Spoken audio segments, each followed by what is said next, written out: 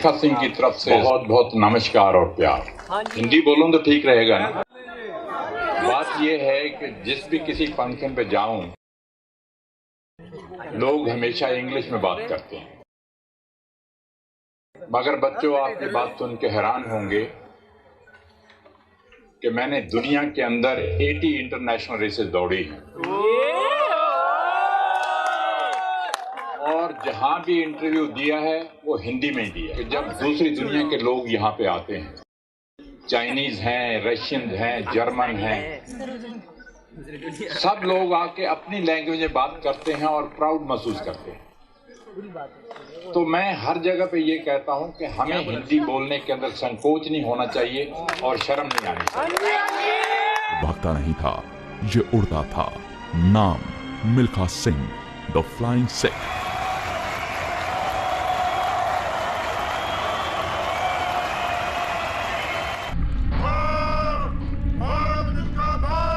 Record तोड़ना है, world record तोड़ना है। तिरंगा झंडा ऊपर जा रहा है, नेशनल एंथम बज रहा है, मिल्खा सिंह खुशी से रो रहे हैं, खुशी के आंसू आंख में थे। ये दुनिया छोड़ने से पहले मेरी ख्वाहिश है कि कोई ना कोई ऐसा हिंदुस्तानी यहीं से उठना चाहिए, चाहे लड़का हो या लड़की हो, वो आगे बढ़ के जो मेरा सपना था, जो मैं पूरा नहीं कर पाया, उसको पूरा करे, देश के लिए गोल्ड मेडल ले और हमारा तिरंगा झंडा जिसके लिए कि लोगों ने जानें कुर्बान कर दी, वो जाके ओलंपिक खेलों के अंदर लहराए। It's definitely a big loss for Indian sports, and my prayers to his family. In fact, I had met him few months ago on online webinar for fitness, and he was actually speaking, and he said very clearly that at the age of 91, he's never seen a doctor and never been to an hospital. That was the kind of fitness he maintained. But sadly, I think it's a COVID. Initially, it was positive. More than that, a few weeks ago, I think just a few days or a week ago, his wife also passed away on because of COVID. So it's a very difficult time for his family, and it's a big loss for Indian sports. 1960 के बाद मुझे ये नहीं मालूम कि कौन actor अच्छा है, कौन डायरेक्टर अच्छा है, कौन प्रोड्यूसर अच्छा है। उससे पहले मेरे जमाने में राज कपूर हुआ करते थे, अशोक कुमार जी हुआ करते थे, डेविड हुआ करता था। तो उस जमाने में तो मैंने 1960 से पहले कुछ चंद एक फिल्म देखी, मगर उसके बाद मुझे नहीं मालूम था। मगर बेटा मेरा जो है वो गोल्फ खेलता है, आप सब लोगों को मालूम होगा कि इंटरनेशनल गोल्फ का प्लेयर है। जब भी वो गोल्फ खेल के आता है, रात को शाम को एक फिल्म वो जरूर हिंदी फिल्म देखता है। तो उसने इनकी एक फिल्म देखी थी, रंग दे बसंती। तो मुझे कहने लगे, अब 3-4 डायरेक्टर वहां पे बैठे हैं, तो मुझे अलग लेके चला गया। कहने लगा, पापा अगर आपने अपनी स्टोरी देनी है तो वो राकेश मेहरा को ही देनी, और देनी भी 1 रुपए में। ये भी उसने कहा मुझे। मैंने कहा, यार कमाल की बात कर रहे हो, लाखों रुपए मिल रहे हैं और आप कह रहे हो कि जी 1 रुपए में देनी है। तो ये मेरे बेटे का फैसला था। और दूसरी चीज जो आपने कही है, ये सही बात है कि मैं ये चाहता था कि जो आने वाली जनरेशन है, ये पहले भी मैंने आपसे कह दिया कि जो आने वाली जनरेशन है उन लोगों को मिल्खा सिंह के बारे में इतना मालूम नहीं है जो कि जितने हमारे जमाने के लोग थे उनको मालूम है। तो इसलिए ये मैंने कहानी दी और स्टोरी दी, और मैं ये चाहता था कि ये बच्चे देखेंगे, इंस्पायर होंगे, आगे बढ़ेंगे और अपने देश के लिए मेडल लेंगे और अपने देश का नाम जो है वो दुनिया भर में ऊंचा करेंगे। होटल के अंदर जाके देखा, एक पेपर पढ़ा था, एक अखबार पढ़ा था जिसके अंदर लिखा हुआ था, मिल्खा सिंह और अब्दुल खालिक की टक्कर, इंडिया और पाकिस्तान की टक्कर। वो जब चीज मैंने पढ़ी, मेरे दिल के अंदर मैंने कहा, यार ये चीजें इनको नहीं छापनी चाहिए। हम यहाँ किसी और काम के लिए आए हैं और ये चीज इन्होंने छाप। जनरल अयूब विक्ट्री स्टैंड पे आए मेडल डालने के लिए, तो हम खड़े हैं वहां पे, और जनरल अयूब के ये लफ्ज थे कि मिल्खा जी, पंजाबी में बोलते हैं वो, कहते मिल्खा जी अज तुसी पाकिस्तान दे दौड़े नहीं, तुसी पाकिस्तान दे आके उड्डे हो, तुहानू पाकिस्तान फ्लाइंग सिख दा खिताब देना।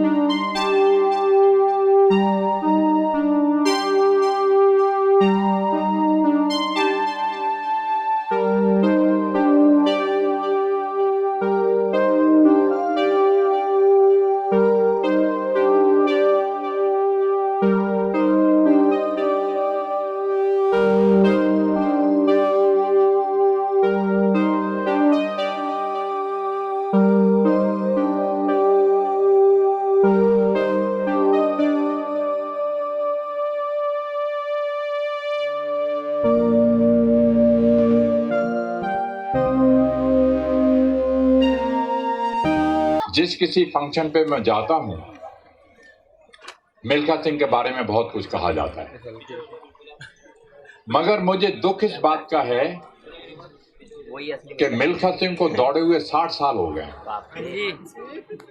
60 साल के अंदर 130 करोड़ आबादी में से हम एक और मिल्खा सिंह पैदा नहीं कर पाए। मुझे इस बात का दुख है और मैं ये चाहता हूं कि ये दुनिया छोड़ने से पहले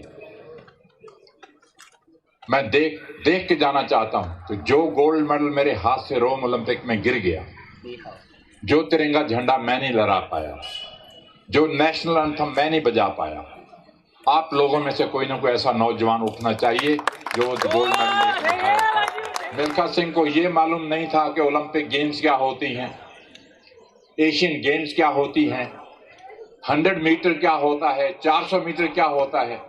मिल्खा सिंह को कुछ मालूम नहीं। इसका क्रेडिट जो है, आज मिल्खा सिंह का नाम अगर दुनिया भर में है या इंडिया का नाम दुनिया भर में है तो इसका क्रेडिट मैं आर्मी को देता हूं।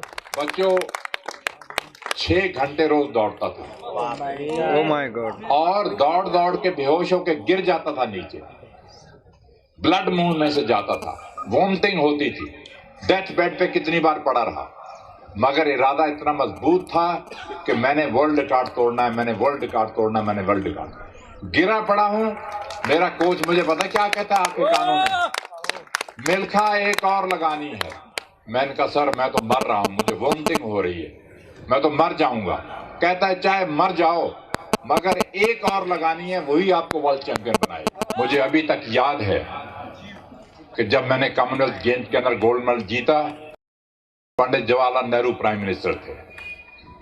जब क्वीन आई उसने आके मेरे गले के अंदर गोल्ड मेडल डाला और 1 लाख अंग्रेज, 58 की बात आपको सुना रहा हूं कि उस टाइम इंडियन इंग्लैंड के अंदर बहुत कम थे, मेरे ख्याल हार्डली 8 या 10 इंडियन बैठे होंगे।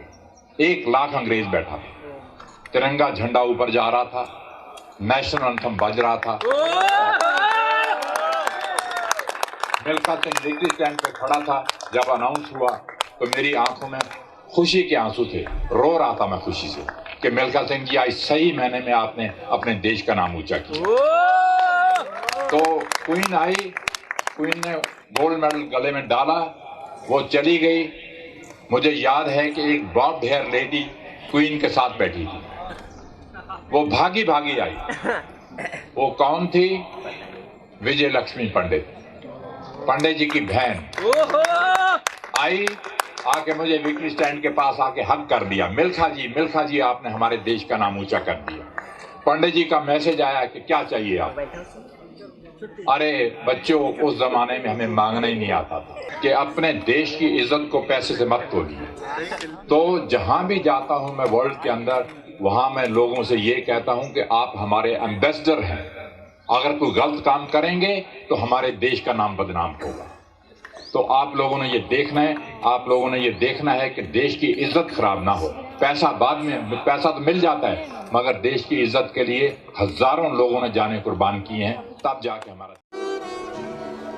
ये एक ट्रिब्यूट था लाइव मिल्खा सिंह जी की बायोग्राफी, उनकी कुछ स्पीच। मिल्खा सिंह जी अब हमारे बीच में नहीं हैं, सिर्फ उनकी यादें जो मैंने आपके साथ साझी की। भावभीनी श्रद्धांजलि मिल्खा सिंह जी को। जय हिंद, जय भारत।